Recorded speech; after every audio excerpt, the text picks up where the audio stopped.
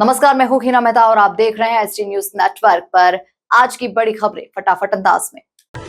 Monsoon ने केरल में दी दस्तक। केरल में मानसून ने आखिरकार एंट्री कर ली है। हालांकि इस बार यह करीब 3 दिन देरी से पहुंचा। मौसम विभाग ने अगले 7 दिनों तक दक्षिण भारत में भारी बारिश और मध्य प्रदेश, राजस्थान समेत कई राज्यों में आंधी बारिश का अलर्ट जारी किया है। अब मानसून तेजी से आगे बढ़ेगा और किसानों के साथ आम लोगों को भी गर्मी से बड़ी राहत मिलने की उम्मीद है।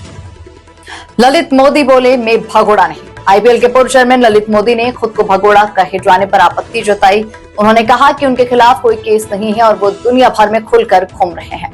ललित मोदी ने यह भी कहा कि आईपीएल उनके लिए बच्चे की तरह है और आज उनके परिवार की पहचान भी इसी वजह से है। उनका बयान एक बार फिर से पुराने विवादों को चर्चा में ले आया है। होटल मालिक बोला, डर कर भाग गया था। दिल्ली के फ्लरिश होटल अग्निकांड में 21 लोगों की मौत के बाद गिरफ्तार होटल मालिक ने पूछताछ में स्वीकार किया कि वो जलती हुई इमारत के पास से गुजरा था, लेकिन डर के कारण किसी की मदद नहीं कर पाया। पुलिस अब होटल की सुरक्षा व्यवस्थाओं और लापरवाही के पहलुओं की जांच कर रही है।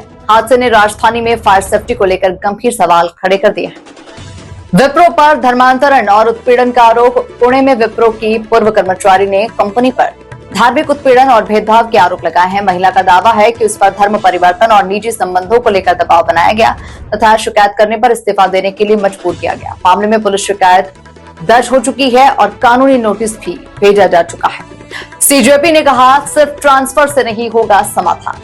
कॉकरोच जनता पार्टी ने दिल्ली में अपनी पहली प्रेस कॉन्फ्रेंस कर शिक्षा मंत्री के इस्तीफे की मांग दोहराई है। पार्टी ने सीबीएसई अधिकारियों के तबादले को लेकर दिखावा बताते हुए जवाबदेही तय करने की मांग की है। 6 जून को जंतर मंतर पर प्रस्तावित प्रदर्शन को लेकर पार्टी ने देश भर के युवाओं से समर्थन की अपील की है। संभल दंगा पीड़ितों को मिली जमीन। संभल के 1978 दंगा पीड़ित परिवारों को अब जमीन देकर बसाने की प्रक्रिया शुरू कर दी गई है। पहले चरण में एक परिवार को 100 वर्ग मीटर का पट्टा सौंपा गया। सरकार का कहना है कि जिन लोगों ने दंगों के कारण पलायन किया था, उन्हें भी प्रमाण प्रस्तुत करने पर जमीन उपलब्ध कराई जाएगी। 5 मिनट लेट पहुंचे अभ्यर्थी को नहीं मिली एंट्री। यूपी टीजीटी परीक्षा के दौरान कई केंद्रों पर सख्त सुरक्षा व्यवस्था देखने को मिली। कानपुर में अभ्यर्थियों की कड़ी तलाशी ली गई, जबकि प्रयागराज और हाथरस में केवल 5 मिनट देरी से पहुंचे छात्रों को परीक्षा में बैठने नहीं दिया गया। कई अभ्यर्थी गेट पर भावुक होकर प्रवेश की गुहार लगाते हुए नजर आए, लेकिन नियमों के चलते उन्हें अनुमति नहीं मिली। सूर्य के परिवार से मिली ब्रजभूषण की बेटी।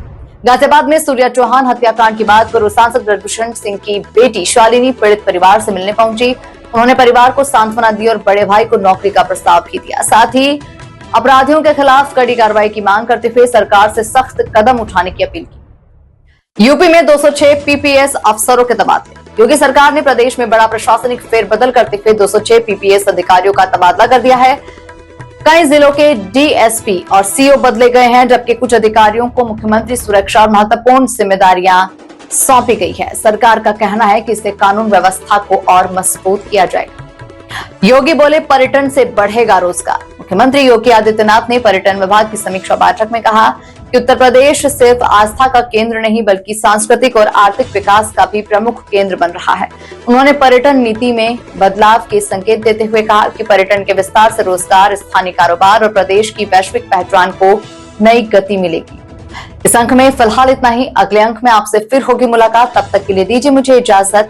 नमस्कार।